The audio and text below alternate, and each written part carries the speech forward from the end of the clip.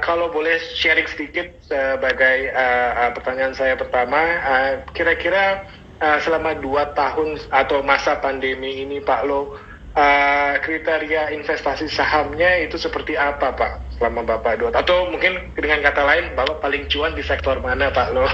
Dan mungkin bisa diberikan sektor-sektor yang menurut Pak Lo cukup menarik selama 2 tahun terakhir ini, Pak Lo. Silakan, Pak Lo. Ya, pertama-tama saya mau mengucapkan selamat kepada Pak Yahya dan Bu Vera sudah mengelola Bank BCA dengan baik.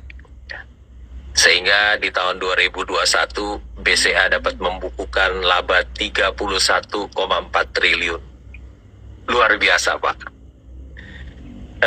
Laba itu adalah laba yang tertinggi daripada semua bank, ya.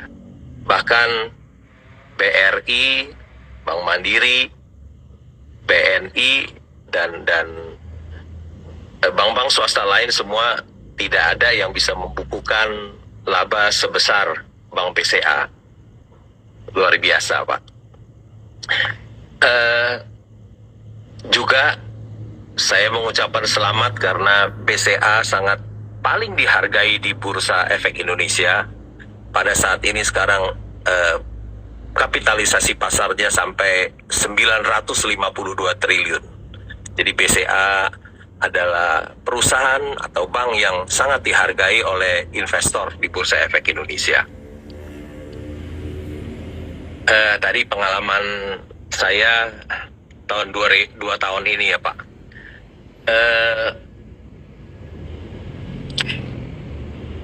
Sebetulnya ketika pandemi itu tahun 2020 itu adalah yang paling menarik ya, ketika IHSG kita turun sampai ke 3.900, banyak perusahaan-perusahaan yang bagus, harganya jadi murah ya. Sebetulnya pada waktu di saat pandemi itu ada hujan emas di Bursa Efek Indonesia, ada hujan emas. Jadi ketika pandemi itu kita harus membawa ember yang besar, dan kita tampung emas-emas itu. Kita membelinya perusahaan yang bagus dengan harga yang murah.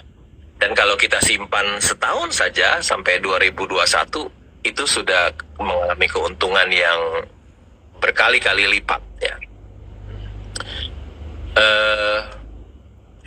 Sektor-sektor apa saja yang bagus ya?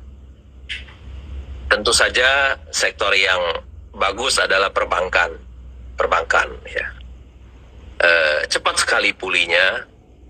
Tahun 2021 sudah pada pulih hampir seluruhnya. Kemudian komoditas ya, seperti batu bara, harga batu bara biasa $50 per ton, naik sampai 200 lebih per ton. Tentu saja itu sangat menarik ya. Tambang batu bara itu jadi labanya juga akan meningkat banyak sekali.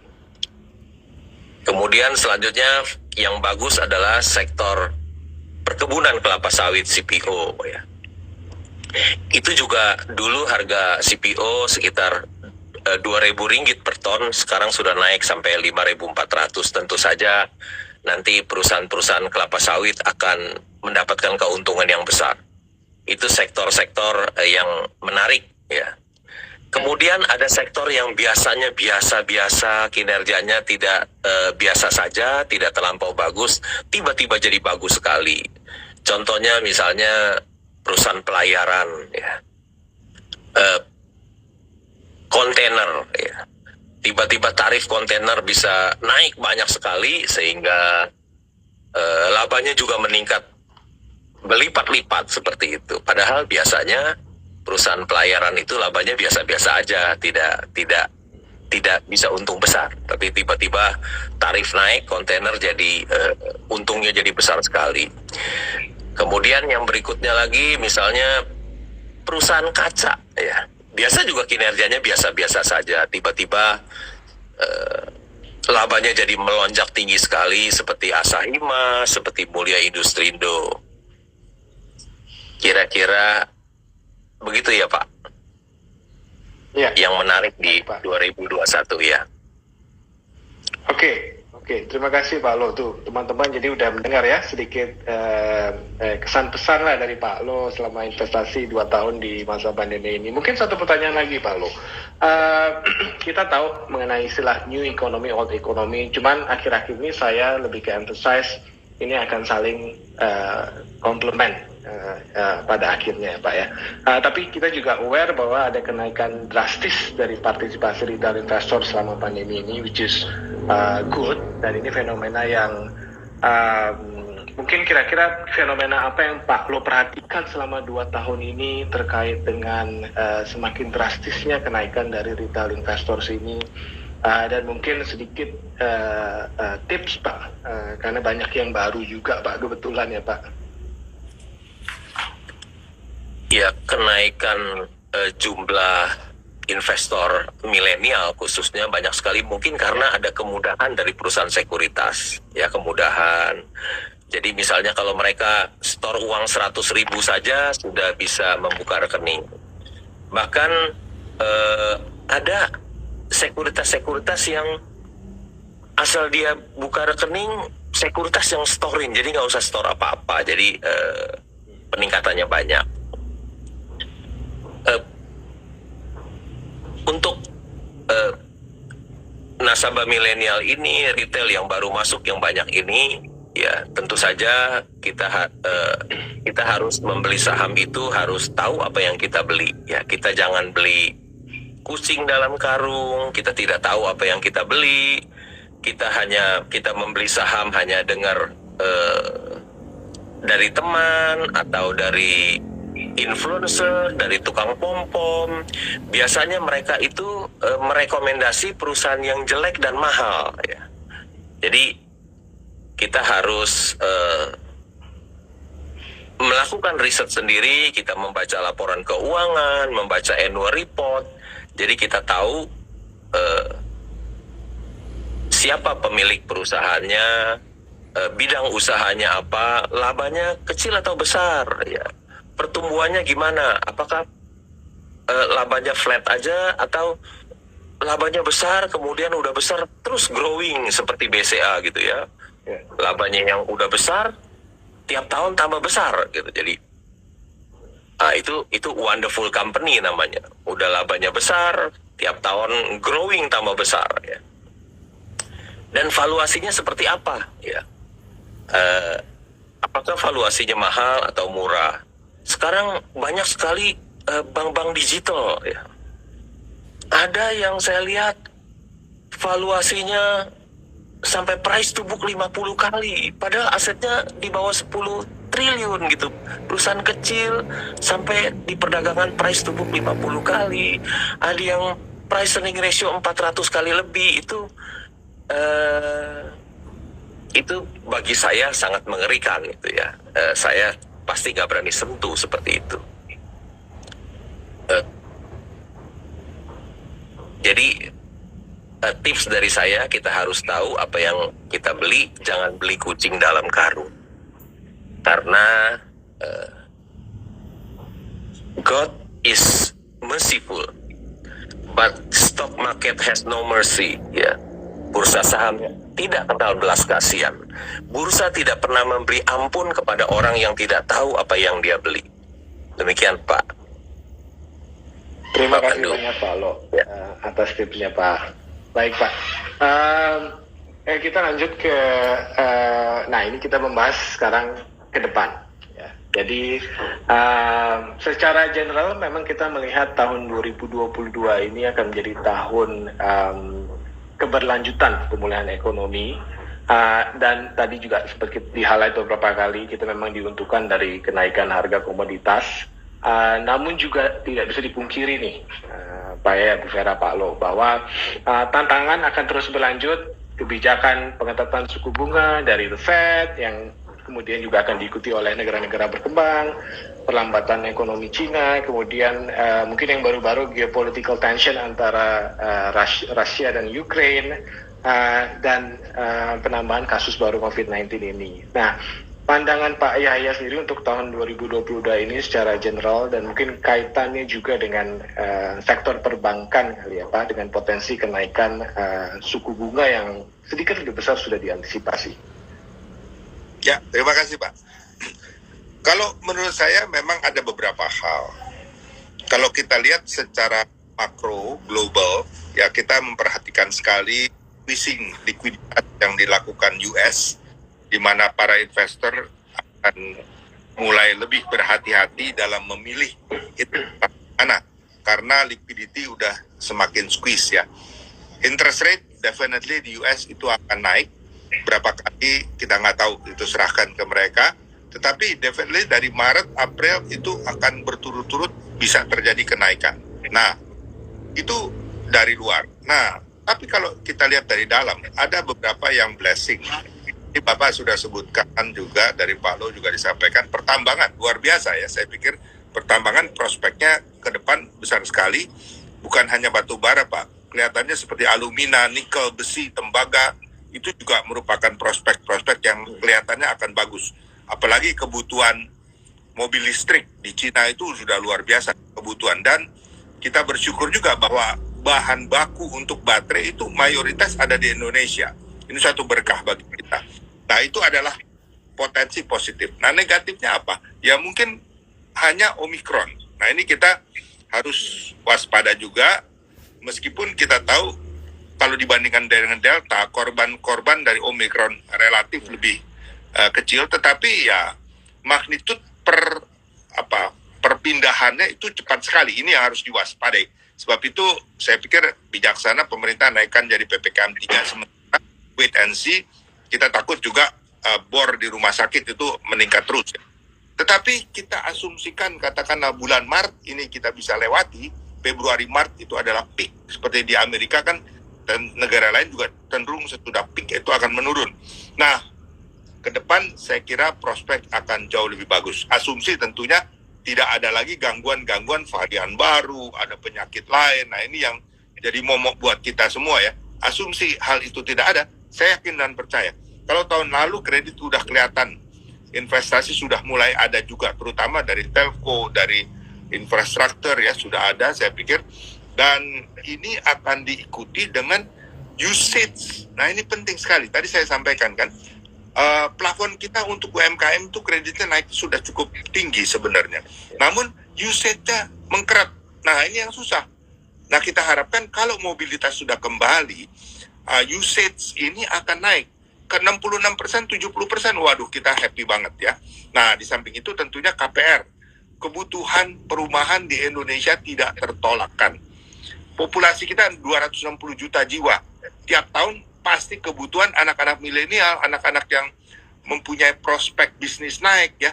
Itu kan seperti keong. Kadang-kadang rumah lama udah kekecilan, pindah rumah baru lebih besar ya. Dengan income karyawan, promosi-promosi, income bertambah baik, ini juga akan mengembangkan potensi untuk kredit konsumen. Apakah KKB ataupun KPR ya, kita harapkan ini juga salah satu yang akan mendorong terus di samping korporasi dan komersial serta SMB. Jadi segala aspek dari perkreditan itu positif. Dan kalau kita lihat LAR kita makin lama bisa makin terkendali, mudah-mudahan teman-teman pengusaha yang tanda petik mati suri ini bisa bangkit kembali. Kita harapkan kalau sesudah Maret sudah lebih dilonggarkan, tourism akan berkembang, Bali berkembang, berbagai tempat wisata berkembang, income per kapita kita naik, dan juga tadi ya saya sebutkan tadi, tambang itu bukan hanya tambang aja, kita ngelihat kesempatan tenaga kerja. Perkebunan pertambangan itu menyerap tenaga kerja yang lumayan banyak, karena bukan hanya tambangnya diurusin, transportasi, termasuk kapal, tugboat, kuli-kuli di pelabuhan, ya ini semua kan membutuhkan tenaga kerja. Dan ini akan merupakan hal yang positif untuk mengembangkan atau menyebarkan buying power masyarakat ke seluruh pelosok Indonesia. Dan ini pada gilirannya, karena kalau masyarakat umum yang income-nya nambah, bukan saving, spending biasanya.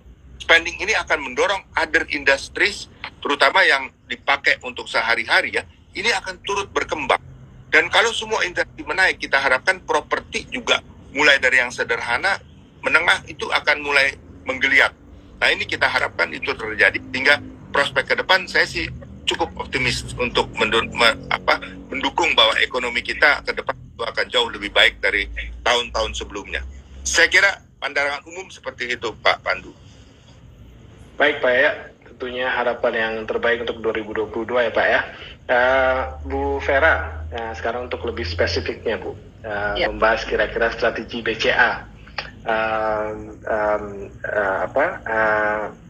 Sangat baik di tahun 2021, namun dengan apa yang tadi sudah kita bicarakan, kira-kira strategi baru apa Bu yang akan diterapkan atau dikuatkan bukan ya untuk tahun 2022 ini?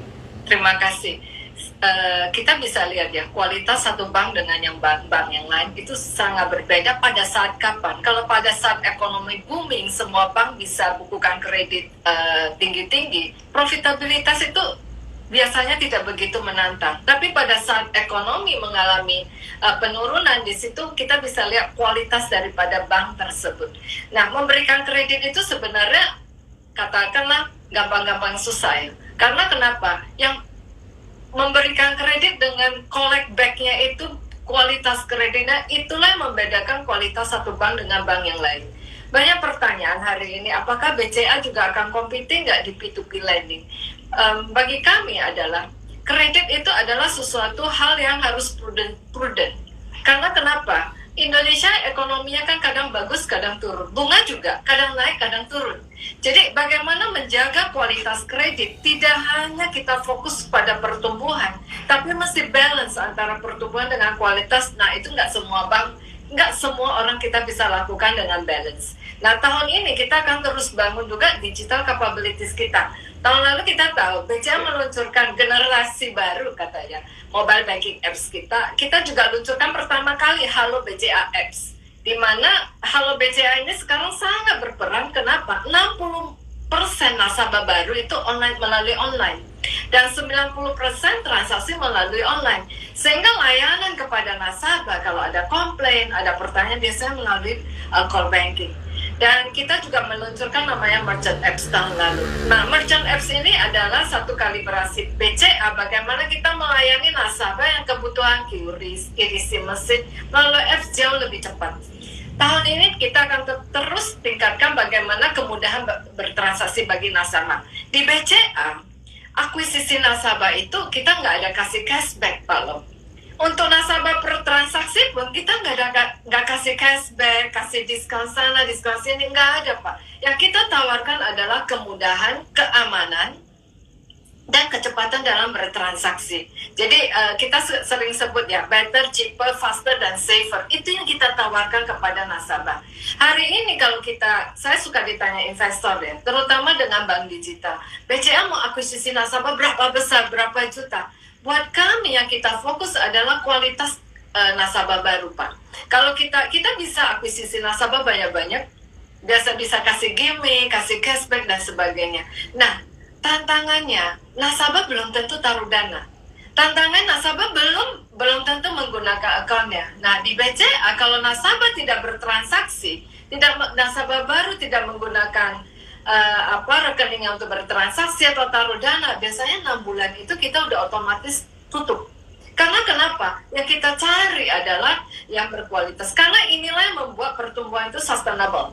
Inilah juga kami membuktikan dalam 2 tahun selama pandemi kasanya malah tumbuh lebih tinggi. Jadi tahun ini kita akan terus lakukan digital strategi kita, yang mana kalau kita bisa lihat dalam 3 tahun ini transaksi yang melalui digital itu naiknya hampir 6 kali melalui mobile banking Pak. 5 tahun, kalau dibandingkan 5 tahun mobile banking transaksi kita naiknya 9x. Jadi itu pertumbuhan luar biasa. Inilah yang akan kami lakukan terus.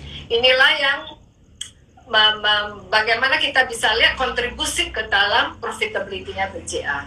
Karena mau 100% banknya digital atau hybrid seperti BCA, tetap bank dan tetap punya tugas untuk menjaga profitability. Jadi itulah saya pikir bank itu punya satu komitmen bagaimana menjaga pertumbuhan yang sustainable, tapi juga kinerja yang sustainable. Baik, terima kasih Bu Vera untuk cukup komprehensif jawabannya. Pak Lo, menanggapi apa yang Pak Yahya dan Bu Vera sudah sampaikan, kira-kira gimana nih Pak, independently menurut Bapak untuk Bank BCA di tahun 2022 ini, dan mungkin satu sentilan pertanyaan Pak, kira-kira 2022 ini sektor apa saja yang menurut Pak Lo masih akan cukup menarik Pak? Silakan Pak Lo. Tahun 2022 untuk BCA pasti akan lebih baik ya. Sebetulnya hari esok itu misteri ya, kita tidak tahu apa yang akan terjadi hari esok. Tapi kita bisa melihat hari esok itu tahun 2022 dari kinerja masa lalu ya. Jadi kalau kita lihat BCA kinerja masa lalunya terus dia growing, labanya terus meningkat, pasti ke depan akan terjadi hal yang sama. Growing juga akan bertumbuh lebih besar dan lebih besar dan lebih besar ya. Bank BCA ini sudah memperkaya para pemegang sahamnya ya, para investor, pemegang saham mayoritas maupun investor publik ya. Kalau kita kembali 22 tahun yang lalu ketika BCA IPO di harga 1.400 ya. Sekarang harga sahamnya itu sudah split dari 1 menjadi 2, 2 menjadi 4, 4 menjadi 8, 8 jadi 40. Dikali 7725 itu hari ini sekarang sudah 300.000 lebih ya. Artinya ada capital gain 21.900% ya. Jadi kalau orang yang membeli saham IPO BCA 22 tahun yang lalu 1.400, hari ini sudah mendapatkan capital gain 21.900 ya, persen. Jadi kalau kita beli saham BCA 1,4 miliar 22 tahun yang lalu, kita tidur saja, kita mimpi saja, ya, kita santai-santai saja, tidak usah kerja keras seperti Pak Yahya dan Bu Vera, kita santai saja. 22 tahun kemudian uang kita jadi 300 miliar loh. Ya. Dari 1,4 miliar, kita santai-santai saja, kita nikmati hidup setiap hari. 22 tahun kemudian uang yang 1,4 miliar yang kita investasikan di saham BCA menjadi 300 miliar, 309 miliar ya. Itu bukan hayalan, itu kisah nyata yang sudah terjadi di BCA. Pak Yahya, Ibu Vera kerja keras, kita santai-santai aja. Kita dengan santai-santai aja memiliki saham BCA, wonderful company, kita bisa mendapatkan uang yang banyak sekali ya. Sudah BCA sudah memperkaya para investor-investor di Bursa Efek Indonesia ya. Tadi pertanyaannya saham sektor-sektor apa saja yang bagus ya. Menurut saya sektor yang bagus tentu saja perbankan ya, udah pasti perbankan. Yang kedua tadi komoditas, ada sektor batu bara ya. Terus berlanjut ya Pak. Karena apa? Meskipun kemarin indeks kita all time high ya. Meskipun tadi sudah disebutkan Pak Yahya ada tapering, kenaikan suku bunga di Amerika, ada COVID yang belum selesai tapi semoga sebentar lagi selesai ya. Dan ada satu kendala lagi di bursa, kemarin all time high, artinya saham tertinggi, tapi di antara tertinggi itu tetap masih banyak yang murah saham itu.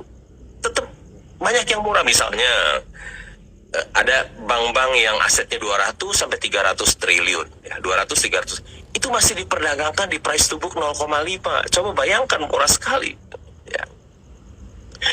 Kemudian batu bara ya, itu labanya juga tinggi sekali, banyak sekali labanya, dan masih diperdagangkan di harga price earning ratio masih di bawah 5 kali. Masih banyak yang di bawah 5 kali. Jadi meskipun indeks kita all time high, tapi masih banyak saham yang perusahaan yang bagus yang masih diperdagangkan di harga-harga murah ya.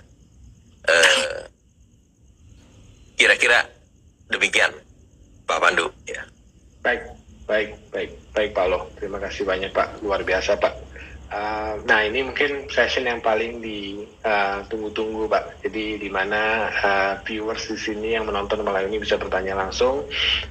Dan kebetulan tim kami sudah memilih 3 pertanyaan yang otomatis akan langsung mendapatkan hadiah ya. Jadi nanti stay tune aja, nanti pihak kami akan menghubungi. Mungkin pertanyaan pertama mungkin saya ke Bu Vera dulu kali ya Bu ya. Nah Bu, bagaimana Bank BCA menjaga NPL tetap rendah walaupun kita masih berada dalam situasi pandemi COVID-19 ini? Ini pertanyaan dari @Arifal Faris. Ya. Silakan Bu Vera. Terima kasih Mas Faris. NPL itu memang kalau itu sangat tergantung bagaimana sebuah bank itu menyalurkan kredit. Karena tadi kita sempat bahas, Pak Yaya juga sempat sampaikan, kalau menumbuhkan kredit itu sebenarnya kadang gampang. Tapi bagaimana memilih debitur yang baik, yang debitur yang baik dalam hal nggak hanya sektornya, tapi manajemen debiturnya, prospek daripada bisnisnya, dan track record daripada debitur, itu bank juga perlu dalami. Karena kalau hanya bersaing dalam pertumbuhan kredit, kadang kita bisa hanya fokus pada pertumbuhan dan pertumbuhan. Jadi disinilah BCA, kalau kita lihat track record selama ini, kami selalu berhasil menjaga kualitas daripada aset atau kredit itu di level yang rendah. Disinilah pertumbuhan kredit yang tetap prudential banking dan sebagainya itu tetap kami jaga. Terlepas persaingan hari ini juga sangat-sangat kompetitif ya untuk pertumbuhan kredit. Karena kalau semua bank mau tumbuh, semua orang rebutan debitur yang terbaik. Semua orang rebutan masuk ke sektor yang baik. Nah disinilah kadang pricing war juga sangat besar. Dalam hal ini bagaimana BCA membina relasi, mengenal debitur yang baik dan pricing strategy yang tepat untuk debitur yang kami pilih, nah itu sangat penting. Baik, terima kasih Bu Vera. Sekali lagi tadi Arifal Faris ya, selamat ya. Kemudian mungkin pertanyaan kedua saya menuju ke Pak Lo. Pertanyaannya dari Brian Austin. Nah, ini cukup menarik Pak pertanyaannya Pak. Selain pertanyaan, banyak yang nanya nih Pak Lo. Pak Lo ada punya IG atau enggak Pak? Tapi saya akan membacakan pertanyaan ini saja Pak ya. Pak Lo, mau tanya untuk sektor digital atau new economy ya. Tadi juga sempat saya bahas sedikit ya Pak ya.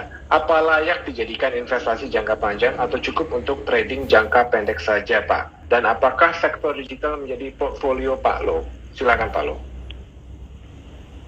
Saya di portofolio saya sama sekali tidak ada perusahaan digital, ya sangat mengerikan buat saya sebagai seorang value investor. Ya. Nggak mungkin dong saya beli bank kecil, ya, aset di bawah 10 triliun, tapi price to book 50 kali. Ya. Sedangkan ada bank yang asetnya 200 sampai 300 triliun, price to book hanya 0,5. Ya. Nggak mungkin saya beli perusahaan digital ya. Ada perusahaan lagi labanya hanya mungkin tahun 2021 paling 250 miliar, tapi valuasinya 100 triliun. Jadi nggak mungkin saya membeli seperti itu ya. Saya lebih suka beli saham-saham yang seperti tambang batu bara yang PI-nya hanya di bawah 5 ya, beli bank-bank yang price to book ada 0,5 yang murah-murah. Jadi nggak mungkin saya membeli perusahaan digital, nggak masuk akal bagi saya ya.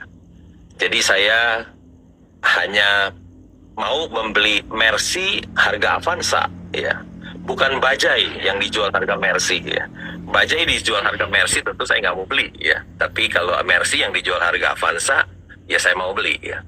Mercy yang dijual di harga Avanza itu di dunia nyata tidak ada, yang hanya ada di bursa saham saja. Begitu jawaban saya, Pak Pandu. Ya, Terima kasih banyak Pak Lo ya. Sungguh tips yang